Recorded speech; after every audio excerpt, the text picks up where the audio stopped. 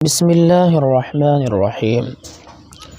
সকল প্রশংসা আল্লাহর, যিনি তার বান্দার প্রতি এই কিতাব অবতীর্ণ করেছেন এবং তাতে কোনো অসঙ্গতি রাখেননি।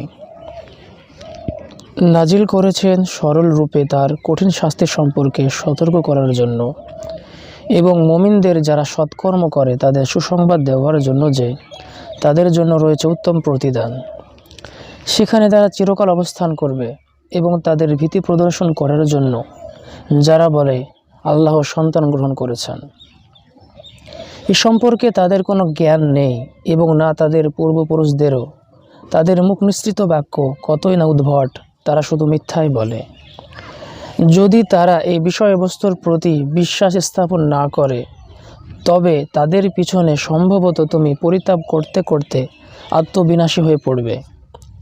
আমি পৃথিবীর সব কিছু তার জন্য সুশোভিত করেছি যেন তাদের পরীক্ষা করি যে তাদের মধ্যে কর্মে কে অধিক সুন্দর।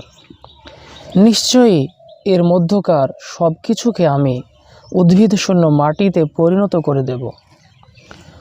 তুমি কি মনে করো যে গুহা এবং রকিমের অধিবাসীরা আমার নিদর্শনাবলীর মধ্যে বিস্ময়কর? যখন যুবকরা গুহায় আশ্রয় গ্রহণ করল তখন তারা বলল, হে আমাদের রব, তোমার পক্ষ থেকে আমাদের রহমত দান করো এবং আমাদের জন্য আমাদের কাজকে সঠিকভাবে পরিচালনার ব্যবস্থা করো। অতএব আমি কয়েক বছর গুহায় তাদের কানের উপর ঘুমের পর্দা ফেলে দিলাম। অতঃপর আমি তাদের পুনরুত্থিত করেছি একথা জানার জন্য যে দুই দলের মধ্যে কোন দল তাদের অবস্থিতিকাল সঠিকভাবে নির্ণয় করতে পারে। তোমার কাছে তাদের বৃত্তান্ত সঠিকভাবে বর্ণনা করছি। নিশ্চয়ই তারা ছিল কয়েকজন যুবক, তারা তাদের রবের প্রতি ঈমান এনেছিল এবং আমি তাদের সৎ পথে চলার শক্তি বৃদ্ধি করেছি। আমি তাদের অন্তর দৃঢ় করেছি যখন তারা উঠে দাঁড়িয়েছিল। অতঃপর তারা বলল, আমাদের রব আসমান জমিনের রব, আমরা কখনো তার পরিবর্তে অন্য কোনো ইলাহকে আহ্বান করব না। যদি করি তবে তা অত্যন্ত গর্হিত কাজ হবে। এরা আমাদেরই স্বজাতি, তারা তার পরিবর্তে অনেক ইলাহ গ্রহণ করেছে। তারা এদের সম্পর্কে স্পষ্ট প্রমাণ উপস্থিত করে না কেন? যে আল্লাহ সম্পর্কে মিথ্যা উদ্ভাবন করে তার চাইতে অধিক সীমালঙ্ঘনকারী আর কে? তোমরা যখন তাদের থেকে পৃথক হলে এবং তার আল্লাহর পরিবর্তে যাদের ইবাদত করে তাদের থেকে, অতএব তোমরা গুহায় আশ্রয় গ্রহণ করো। তোমাদের রব তোমাদের জন্য দয়া বিস্তার করবেন এবং তিনি তোমাদের জন্য তোমাদের কর্মকে ফলপ্রসূ করার ব্যবস্থা করবেন। আর তুমি সূর্য দেখবে যখন উদিত হয় তাদের গুহার ডান পাশ কেটে অতিক্রম করে এবং যখন অস্ত যায় তাদের থেকে বাম পাশ কেটে অতিক্রম করে। এ অবস্থায় তারা গুহার প্রশস্ত চত্বরে ছিল। এটা আল্লাহর নিদর্শনাবলীর অন্যতম। আল্লাহ যাকে হেদায়েত দান করেন সেই হেদায়েত প্রাপ্ত এবং তিনি যাকে পথভ্রষ্ট করেন তুমি কখনো তার জন্য পথপ্রদর্শক ও সাহায্যকারী পাবে না। তুমি মনে করবে তারা জাগ্রত অথচ তারা ঘুমন্ত। আমি তাদেরকে পার্শ্ব পরিবর্তন করাই ডান দিকে ও বাম দিকে। তাদের কুকুর ছিল সামনের পা দুটি গুহাদ্বারে প্রসারিত করে। যদি তুমি উকি দিয়ে তাদের দেখতে তবে পিছন ফিরে পালাতে এবং তাদের দেখে তোমার মধ্যে আতঙ্ক সঞ্চারিত হতো। আমি এমনইভাবে তাদের জাগ্রত করলাম যেন তারা পরস্পর জিজ্ঞাসাবাদ করে। তাদের একজন বলল, তোমরা কতকাল অবস্থান করেছ? তাদের কেউ কেউ বলল, একদিন অথবা একদিনের কিছু অংশ অবস্থান করছি। তারা বলল, তোমাদের রবই ভালো জানেন তোমরা কতকাল অবস্থান করেছ। এখন তোমাদের একজনকে তোমাদের এই মুদ্রাসহ শহরে পাঠাও, সে যেন দেখে কোন খাদ্য অধিক পবিত্রতম, অতঃপর তা থেকে কিছু খাদ্য নিয়ে আসে তোমাদের জন্য। সে যেন বিচক্ষণতা সহকারে যায় ও কিছুতেই তোমাদের খবর কাউকে বুঝতে না দেয়। তারা যদি তোমাদের খবর জানতে পারে তবে নিশ্চয়ই পাথর মেরে তোমাদের হত্যা করবে অথবা তোমাদেরকে তাদের ধর্মে ফিরিয়ে নেবে। তাহলে তোমরা কখনোই সাফল্য লাভ করবে না। এভাবে আমি তাদের খবর প্রকাশ করে দিলাম যেন তারা জানে যে আল্লাহর ওয়াদা সত্য এবং কিয়ামতে কোনো সন্দেহ নেই। যখন তারা নিজেদের কর্তব্য বিষয়ে পরস্পর বিতর্ক করছিল, তখন তাদের কেউ কেউ বলল, তাদের উপর সৌধ নির্মাণ করো। তাদের রব তাদের বিষয়ে ভালো জানেন। তাদের কর্তব্য বিষয়ে যাদের মত প্রবল হলো, তারা বলল, আমরা অবশ্যই তাদের স্থানে মসজিদ নির্মাণ করব। অচিরেই তাদের কেউ কেউ বলবে, তারা ছিল 3 জন, চতুর্থটি ছিল কুকুর। আবার অনেকে অদৃশ্যের উপর ধারণাবশত বলবে, তারা ছিল 5 জন, ষষ্ঠটি ছিল কুকুর। আর কিছু মানুষ বলবে, তারা ছিল 7 জন, অষ্টমটি ছিল কুকুর। বলো, আমার রব তাদের সংখ্যা সম্পর্কে সর্বাধিক জ্ঞাত। অল্প সংখ্যক মানুষ ব্যতীত তাদের সম্পর্কে কেউ জানে না। সুতরাং সাধারণ আলোচনা ছাড়া তাদের ব্যাপারে বিতর্ক করবে না, আর তাদের ব্যাপারে তাদের কারো নিকট থেকে জানতেও চাইবে না। তুমি কখনো কোনো বিষয়ে বলবে না, নিশ্চয় আমি এটি আগামীকাল করব। তবে আল্লাহ ইচ্ছা করলে যখন ভুলে যাও, তখন তোমার রবকে স্মরণ করো এবং বলো, আশা করি আমার রব আমাকে এর চাইতেও নিকটতম সত্যের পথ নির্দেশ করবেন। আর তারা অবস্থান করেছে তাদের গুহার মধ্যে 300 বছর এবং এর সাথে অতিরিক্ত হয়েছিল 9। বলো, তারা কতকাল অবস্থান করেছে তা আল্লাহই ভালো জানেন। আসমান সমূহ ও জমির অদৃশ্য বিষয়ের জ্ঞান তারই রয়েছে। তিনি কতই উত্তম দ্রষ্টা ও শ্রোতা। তিনি ব্যতীত তাদের কোনো অভিভাবক নেই। তিনি কাউকে নিজ কর্তৃত্বে শরিক করেন না। তোমার প্রতি তোমার রবের যে কিতাব ওহী করা হয়েছে তা পড়ো। তার কথা পরিবর্তনকারী কেউ নেই। তাকে ব্যতীত তুমি পাবে না কোনো আশ্রয়স্থল। তুমি নিজেকে তাদের সংসর্গে আবদ্ধ রাখো, যারা সকাল ও সন্ধ্যায় তাদের রবকে তার সন্তুষ্টি অর্জনের উদ্দেশ্যে আহ্বান করে, এবং তুমি পার্থিব জীবনের সৌন্দর্য কামনা করে তাদের থেকে নিজের দৃষ্টি ফিরিয়ে নিও না। যার মনকে আমার স্মরণ থেকে অমনোযোগী করে দিয়েছি এবং সে স্বীয় প্রবৃত্তির অনুসরণ করে এবং যার কার্যকলাপ সীমা অতিক্রম করে, তুমি তার আনুগত্য করবে না। বলো, সত্য তোমাদের রবের পক্ষ থেকে আগত। অতএব যার ইচ্ছা ঈমান আনবে এবং যার ইচ্ছা প্রত্যাখ্যান করবে। আমি সীমা লঙ্ঘনকারীদের জন্য আগুন প্রস্তুত করে রেখেছি, যার শিখা তাদের পরিবেষ্টন করে থাকবে। যদি তারা পানীয় প্রার্থনা করে, তবে তেলের গাদের মতো পানীয় দেওয়া হবে। যদি তারা পানি প্রার্থনা করে, তবে তেলের গাদের মতো পানীয় দেওয়া হবে, যা তাদের মুখমণ্ডল ঝলসে দেবে। কত নিকৃষ্ট পানীয় এবং অতিশয় মন্দ আশ্রয়স্থল। যারা বিশ্বাস স্থাপন করে এবং সৎকর্ম সম্পাদন করে, আমি সৎকর্মশীলদের পুরস্কার নষ্ট করি না। তাদেরই জন্য আছে স্থায়ী জান্নাত, যার পাদদেশে প্রবাহিত হয় নদ নদী। তাদেরকে সেখানে স্বর্ণ কঙ্কণে অলঙ্কৃত করা হবে এবং তারা পরবে সূক্ষ্ম স্থূল রেশমের সবুজ বস্ত্র এবং সমাসীন হবে সুসজ্জিত আসনে। কতই না চমৎকার প্রতিদান এবং কতই না উত্তম আশ্রয়স্থল। তুমি তাদের কাছে 2 ব্যক্তির উপমা বর্ণনা করো। আমি তাদের একজনকে 2টি আঙুরের বাগান দিয়েছি। এই 2টিকে পরিবেষ্টিত করেছি খেজুর গাছ দ্বারা এবং 2-এর মাঝখানে করেছি শস্য ক্ষেত। উভয় বাগানই ফলদান করত এবং তা থেকে কিছু হার্স করত না, এবং উভয়ের মাঝখানে আমি নহর প্রবাহিত করেছি। তার ছিল প্রচুর ধন সম্পদ। অতঃপর কথা প্রসঙ্গে সঙ্গীকে বলল, আমার ধন সম্পদ তোমার চাইতে বেশি এবং জনবলে আমি অধিক শক্তিশালী। সে তার বাগানে প্রবেশ করল নিজের প্রতি সীমা লঙ্ঘনকারী অবস্থায়। বলল, আমার মনে হয় না যে এই বাগান কখনো ধ্বংস হবে, এবং আমি মনে করি না যে কিয়ামত অনুষ্ঠিত হবে। যদি কখনো আমার রবের কাছে আমি প্রত্যাবর্তিত হই, তবে অবশ্যই সেখানে এর চাইতে উৎকৃষ্ট প্রত্যাবর্তন স্থল পাব। তার সঙ্গী তাকে কথা প্রসঙ্গে বলল, তুমি কি এমন আল্লাহকে অস্বীকার করছো, যিনি তোমাকে সৃষ্টি করেছেন মাটি থেকে, অতবার বীর্য থেকে, অতবার পূর্ণাঙ্গ করেছেন তোমাকে মানবাকৃতিতে? কিন্তু আমি তো একথাই বলি, আল্লাহ আমার রব এবং আমি কাউকে আমার রবের সাথে শরিক করি না। যখন তুমি তোমার বাগানে প্রবেশ করলে, তখন একথা কেন বললে না, আল্লাহ যা চান তাই হয়? সব ক্ষমতার মালিক কেবল আল্লাহ। যদিও তুমি আমাকে সম্পদে ও সন্তানে তোমার চাইতে কম দেখো। আশা করি আমার রব আমাকে তোমার বাগান অপেক্ষা উৎকৃষ্টতর কিছু দেবেন এবং তোমার বাগানের উপর আসমান থেকে বিপর্যয় পাঠাবেন। অতঃপর সকালবেলায় তা হয়ে যাবে উদ্ভিদ শূন্য মাটি, অথবা সকালে তার পানি শুকিয়ে যাবে, অতঃপর তুমি তা তালাশ করে আনতে পারবে না।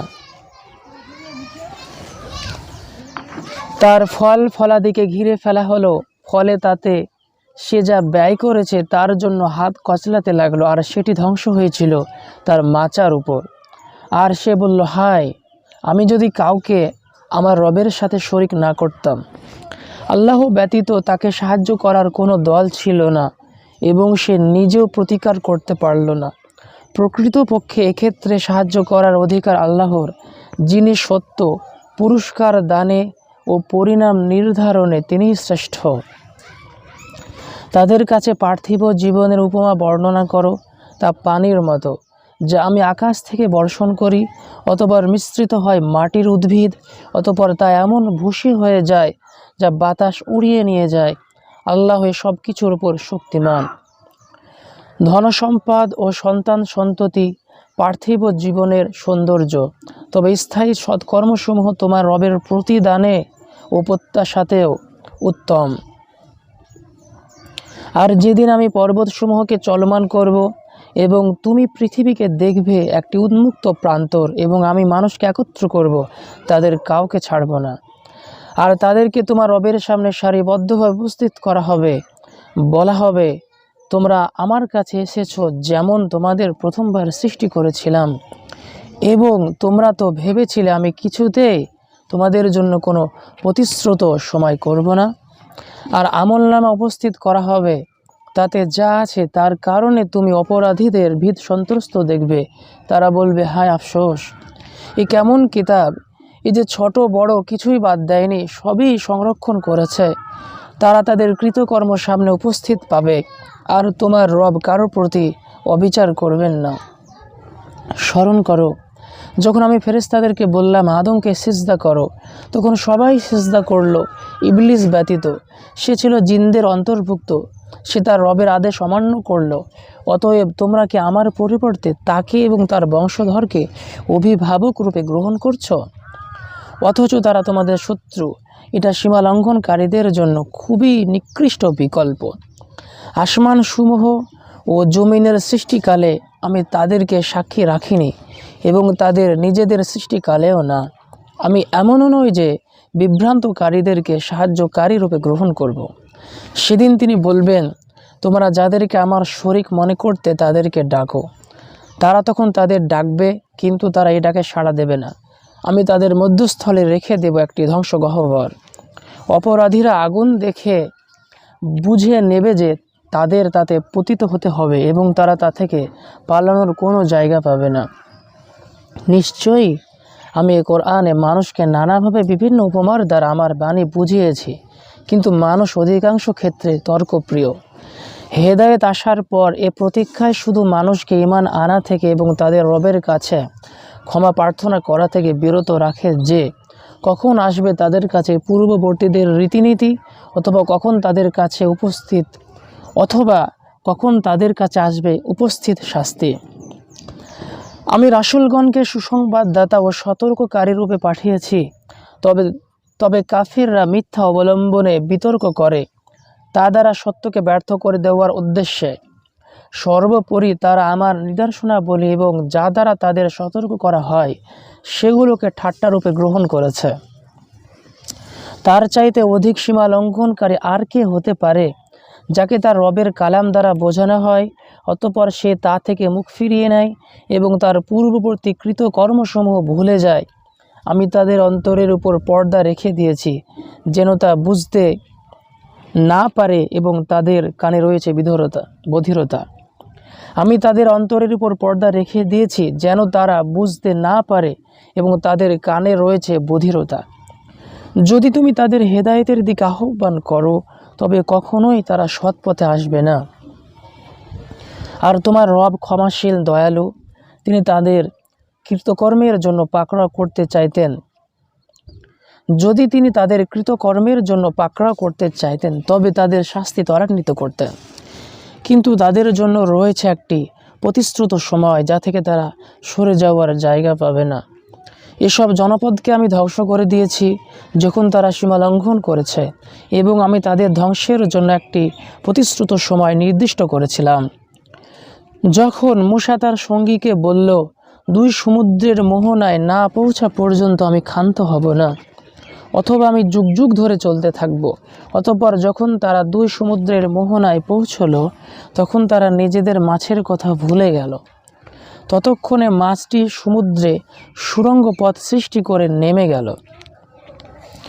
যখন তারা সেই স্থানটি অতিক্রম করে গেল, মূসা সঙ্গীকে বলল, আমাদের নাস্তা আনো, আমরা এই সফরে পরিশ্রান্ত হয়ে পড়েছি।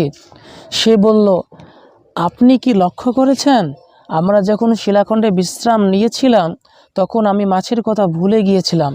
শয়তানি আমাকে কথা স্মরণ রাখতে ভুলিয়ে দিয়েছিল। মাছটি আশ্চর্যজনকভাবে সমুদ্রে নিজের পথ ধরল।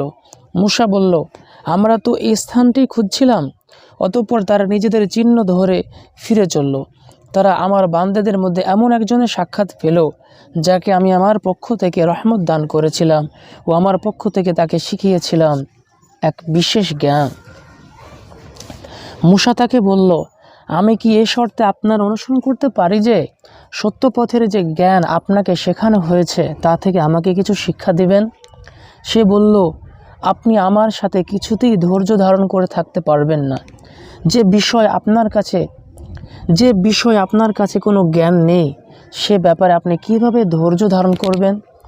মূসা বলল, আল্লাহ চান তো আপনি আমাকে ধৈর্যশীল পাবেন এবং আমি আপনার কোনো আদেশ অমান্য করব না। সে বলল, যদি আপনি আমার অনুসরণ করতেই চান তবে কোনো বিষয়ে আমাকে প্রশ্ন করবেন না, যতক্ষণ না আমি নিজেই সে সম্পর্কে আপনাকে কিছু বলি। অতঃপর তারা চলতে লাগলো। অবশেষে যখন তারা নৌকায় আরোহণ করলো, তখন সে তা ছিদ্র করে দিল। মূসা বলল, আপনি কি এর আরোহীদেরকে ডুবিয়ে দেওয়ার জন্য তা ছিদ্র করে দিলেন? নিশ্চয় আপনি একটি মন্দ কাজ করলেন। সে বলল, আমি কি বলিনি যে আপনি আমার সাথে ধৈর্য ধরতে পারবেন না? মূসা বলল, আমি যা ভুলে গিয়েছি সে কারণে আমাকে ধরবেন না এবং আমার কাজে আমার উপর কঠোরতা আরোপ করবেন না। অতঃপর তারা চলতে লাগলো। অবশেষে যখন একটি বালকের সাক্ষাৎ পেল, তখন সে তাকে হত্যা করল। মূসা বলল, আপনি কি একটি নিষ্পাপ জীবন হত্যা করলেন, প্রাণের বিনিময় ছাড়াই? নিশ্চয় আপনি তো এক গুরুতর অন্যায় কাজ করলেন। সে বলল, আমি কি বলিনি যে আপনি আমার সাথে কিছুতেই ধৈর্য ধরে থাকতে পারবেন না? মূসা বলল, এরপর যদি আমি আপনাকে কোনো বিষয়ে প্রশ্ন করি তবে আপনি আমাকে সাথে রাখবেন না। আমার পক্ষ থেকে আপনি পৌঁছে গেছেন ওজোর আপত্তির চূড়ান্ত পর্যায়ে। অতঃপর তারা চলতে লাগলো। অবশেষে যখন একটি জনপদের অধিবাসীদের কাছে পৌঁছে তাদের কাছে খাবার চাইল, তখন তারা তাদের আতিথেয়তা করতে অস্বীকার করল। অতঃপর তারা সেখানে একটি প্রাচীর দেখতে পেল, যেটি চাচ্ছিল যে সেটি ভেঙে পড়বে। সে সেটি সোজা করে দাঁড় করিয়ে দিল। মূসা বলল, আপনি ইচ্ছা করলে তাদের কাছ থেকে এর পারিশ্রমিক আদায় করতে পারতেন। সে বলল, এখানে আমার ও আপনার মধ্যে বিচ্ছেদ ঘটছে। এখন যে বিষয়ে আপনি ধৈর্য ধরতে পারেননি আমি তার তাৎপর্য বলে দিচ্ছি। আর নৌকাটির ব্যাপারে, ওটা ছিল কয়েকজন দরিদ্র ব্যক্তির, তারা সমুদ্রে কাজ করত। আমি ইচ্ছা করলাম ওটা ত্রুটিযুক্ত করে দিই। তাদের অপর দিকে ছিল এক বাদশা, সে বল প্রয়োগে প্রত্যেকটি নৌকা ছিনিয়ে নিত। বালকটির ব্যাপার, তার পিতামাতা ছিল মুমিন। আমি আশঙ্কা করলাম যে সে অবাধ্যতা ও কুফর দ্বারা তাদের প্রভাবিত করবে। অতঃপর আমি ইচ্ছা করলাম তাদের রব তাদের এক সন্তান দান করুক, যে হবে তার চেয়ে পবিত্র ও ভালোবাসায় ঘনিষ্ঠতর। প্রাচীরের ব্যাপার, ওটা ছিল নগরের 2জন পিতৃহীন বালকের। এর নিচে ছিল তাদের গুপ্তধন এবং তাদের পিতা ছিল সৎকর্মপরায়ণ। সুতরাং আপনার পালনকর্তা দয়াবশত ইচ্ছা করলেন তারা যৌবনে পদার্পণ করুক এবং নিজেদের গুপ্তধন উদ্ধার করুক। আমি নিজ মতে এটা করিনি। আপনি যে বিষয়ে ধৈর্য ধারণ করতে অক্ষম হয়েছিলেন, এই হলো তার ব্যাখ্যা। তারা তোমাকে জুলকারনাইন সম্পর্কে জিজ্ঞাসা করে, বলো, আমি অচিরেই তোমাদের কাছে তার কিছু বর্ণনা পাঠ করে শোনাবো। আমি তাকে পৃথিবীতে প্রতিষ্ঠিত করেছিলাম এবং প্রত্যেক বিষয়ের কার্যোপকরণ দান করেছিলাম। অতঃপর সে এক পথ অবলম্বন করল। অতঃপর সে যখন সূর্যের অস্তাচলে পৌঁছল, তখন সে সূর্যকে এক কর্দময় জলাশয় অস্ত যেতে দেখল। সে সেখানে এক সম্প্রদায়কে দেখতে পেল। আমি বললাম, হে জুলকারনাইন, তুমি তাদের শাস্তি দিতে পারো অথবা তাদের ক্ষেত্রে সদয় ব্যবহার করতে পারো। সে বলল, যে কেউ সীমালঙ্ঘন করবে আমি তাকে শাস্তি দেব, অতঃপর তাকে তার রবের কাছে ফেরানো হবে, পুনরায় তিনি তাকে কঠোর শাস্তি দেবেন। তবে যে ঈমান আনে ও সৎকর্ম করে তার জন্য প্রতিদান স্বরূপ রয়েছে কল্যাণ, এবং অচিরে আমি তার প্রতি আমার বিষয় থেকে সহজ নির্দেশ দেব। অতঃপর সে এক পন্থা অবলম্বন করল। অবশেষে সে যখন সূর্যের উদয় চলে পৌঁছল, তখন সে তাকে এমন এক সম্প্রদায়ের উপর উদয় হতে দেখল যাদের জন্য সূর্যের বিপরীতে আমি কোনো পর্দা সৃষ্টি করিনি। প্রকৃত ঘটনা এমনই, তার বৃত্তান্ত আমি সম্যক জ্ঞাত। আবার সে এক পথ ধরল। অবশেষে যখন সে দুই পর্বত প্রাচীরের মধ্যস্থলে পৌঁছল, তখন সে সেখানে এক জাতিকে পেল, যারা তার কথা একেবারেই বুঝতে পারছিল না। তারা বলল, হে জুলকারনাইন, নিশ্চয়ই ইয়াজুজ ও মাজুজ দেশে অশান্তি সৃষ্টি করেছে। তবে আমরা কি আপনার জন্য কিছু কর ধার্য করব, এই শর্তে যে আপনি আমাদের ও তাদের মধ্যে একটি প্রাচীর নির্মাণ করে দেবেন। সে বলল, আমার রব আমাকে যে সামর্থ্য দিয়েছেন তাই যথেষ্ট। অতএব তোমরা আমাকে শ্রম দিয়ে সাহায্য করো, আমি তোমাদের ও তাদের মধ্যে একটি সুদৃঢ় প্রাচীর নির্মাণ করে দেব। তোমরা আমাকে লোহার পাত এনে দাও। অবশেষে যখন উভয় পাহাড়ের মধ্যবর্তী ফাঁকা স্থান পূর্ণ করে দিল, তখন সে বলল, তোমরা ফু দিতে থাকো। অবশেষে যখন তিনি তা আগুনে পরিণত করলেন, তখন সে বলল, তোমরা গলিত তামা নিয়ে এসো, আমি তা তার উপর ঢেলে দিই। অতঃপর তারা ইয়াজুজ ও মাজুজ তার উপর আরোহণ করতে পারল না এবং তা ভেদ করতেও সক্ষম হলো না। সে বলল, এটা আমার রবের অনুগ্রহ। যখন আমার রবের প্রতিশ্রুতি আসবে তখন তিনি একে চূর্ণ বিচূর্ণ করে দিবেন, এবং আমার রবের প্রতিশ্রুতি সত্য। আমি সেদিন তাদের এমন অবস্থায় ছেড়ে দেব যে এক দল অপর দলের উপর ঢেউয়ের মতো পড়বে এবং সিংহায় ফুৎকার দেওয়া হবে। অতঃপর আমি তাদের সবাইকে একত্র করে আনব। সেদিন আমি কাফেরদের কাছে জাহান্নামকে প্রত্যক্ষভাবে উপস্থিত করব। আমার স্মরণ থেকে যাদের চক্ষুসমূহের ওপর পর্দা ছিল এবং যারা শুনতেও সক্ষম ছিল না। কাফেররা কি মনে করে যে তারা আমার পরিবর্তে আমার বান্দাদের অভিভাবক রূপে গ্রহণ করবে? আমি কাফেরদের অভ্যর্থনার জন্য প্রস্তুত করে রেখেছি জাহান্নাম। বলো, আমি কি তোমাদেরকে তাদের সংবাদ দেব যারা কর্মের দিক দিয়ে খুবই ক্ষতিগ্রস্ত, পার্থিব জীবনে যাদের প্রচেষ্টা ব্যর্থ হয়েছে, অথচ তারা মনে করে যে তারা সৎকর্ম করেছে। ওরাই তারা যারা তাদের রবের নিদর্শনাবলী এবং তার সাথে সাক্ষাৎ অস্বীকার করেছে, ফলে নিষ্ফল হয়েছে তাদের কর্ম। সুতরাং কিয়ামতের দিন তাদের জন্য আমি কোনো পরিমাপ দণ্ড স্থাপন করব না। জাহান্নাম এটাই তাদের প্রতিফল, কারণ তারা কুফরি করেছে এবং আমার নিদর্শনাবলী ও রাসূলগণকে গ্রহণ করেছে বিদ্রূপের বিষয়রূপে। নিশ্চয় যারা ঈমান আনে ও সৎকর্ম সম্পাদন করে তাদের অভ্যর্থনার জন্য রয়েছে জান্নাতুল ফিরদাউস। সেখানে তারা চিরকাল থাকবে, সেখান থেকে স্থান পরিবর্তন করতে চাইবে না। বলো, আমার রবের কথা লেখার জন্য যদি সমুদ্রের পানি কালি হয়, তবে আমার রবের কথা শেষ হওয়ার আগে সে সমুদ্র নিঃশেষিত হয়ে যাবে, যদিও সাহায্যার্থে অনুরূপ আরেকটি সমুদ্র এনে দেওয়া হয়। বলো, প্রকৃতপক্ষে আমিও তোমাদের মতো একজন মানুষ। আমার প্রতি ওয়াহী পাঠানো হয় যে তোমাদের ইলাহ একমাত্র ইলাহ। অতএব যে ব্যক্তি তার রবের সাক্ষাৎ কামনা করে সে যেন সৎকর্ম সম্পাদন করে এবং তার রবের ইবাদতে কাউকে শরীক না করে। সুবহানাল্লাহি ওয়া বিহামদিহি সুবহানাল্লাহিল আযীম। ইন্নাশ শিরকা লাযুলমুন আযীম। লাইসা কামিথলিহি শাইউন ওয়া হুয়াস সামিউল বাসীর। রব্বি জিদনি ইলমা রব্বি শরহ লি সাদরি ওয়া ইয়াসসির লি আমরি ওয়াহলুল উকদাতাম মিন লিসানি ইয়াফকাহু কওলি।